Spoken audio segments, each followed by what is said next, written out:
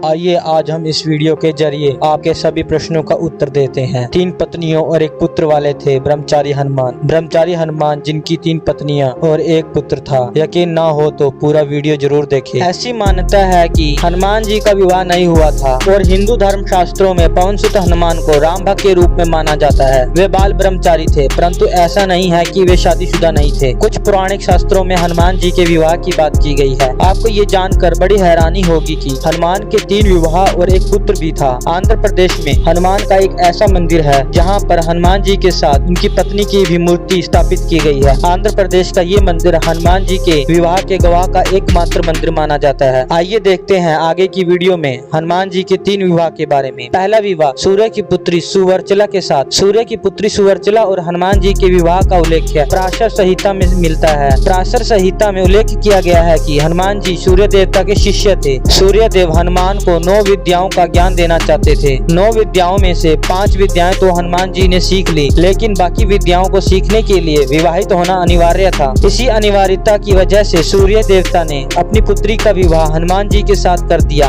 हनुमान जी से विवाह होने के बाद सुवर्चला सदा के लिए तपस्या में लीन हो गई। इस प्रकार इस विवाह के बाद भी हनुमान जी बाल ब्रह्मचारी थे। दूसरा विवाह रावण की पौत्री अनंग कुसुमा के साथ। हनुमान के दूसरे विवाह का उल्लेख पयोम चरित्र से प्राप्त होता है। पयोम चरित्र के अनुसार रावण और वरुण देव के बीच युद्ध हुआ था। हनुमान जी ने वरुण देव की तरफ से युद्ध किया था। इस युद्ध में रावण की हार हुई थी। युद्ध हारने के बाद रावण ने अपने पौत्र अनंग कुसुमा का विवाह हनुमान जी के साथ कर दिया। तीसरा विवाह वरुण देव की पुत्री सत्यवती के साथ। जब वरुण देव और रावण के बीच युद्ध हो रहा था, तब हनुमान जी वरुण देव की तरफ से लड़ते हुए वरुण देव को जीत दिलाई थी। वरुण देव ने इस विजय से प्रसन्न होकर अपनी पुत्री सत्यवती का विवाह हनुमान जी से कर दिया। हनुमान जी ने भले ही विशेष परिस्थितियों के तहत ये 3 विवाह किए थे, लेकिन उन्होंने कभी भी अपनी पत्नियों के साथ विवाहित जीवन नहीं बिताया था। वे आजीवन ब्रह्मचारी धर्म का पालन करते रहे। ये सब बातें विभिन्न शास्त्रों के अनुसार बताई गई है। हालांकि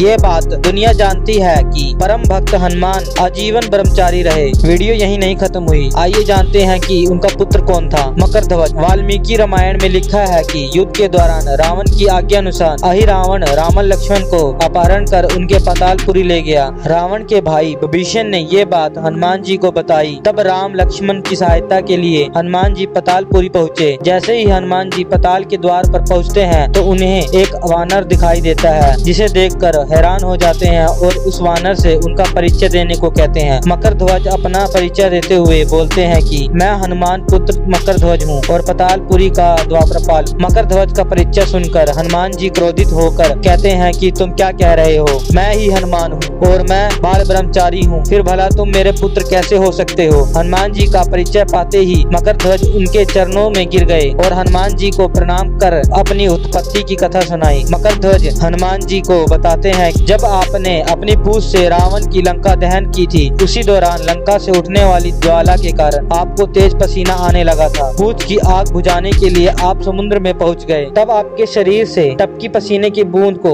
एक मछली ने अपने मुंह में ले लिया, जिस कारण मछली गर्भवती हो गई। कुछ समय बाद पाताल के राजा और रावण के भाई अहिरावण के सिपाही समुद्र से उस मछली को पकड़ लाए। मछली का पेट काटने पर उसमें से एक मानव निकला जो वानर जैसा दिखता था, और वो वानर मैं ही था, पिताजी। बाद में जाकर सैनिकों ने मुझे पाताल का द्वापरपाल बना दिया। इसके बाद हनुमान जी ने अपने पुत्र मकरध्वज को पाताल लोक का राजा नियुक्त कर दिया।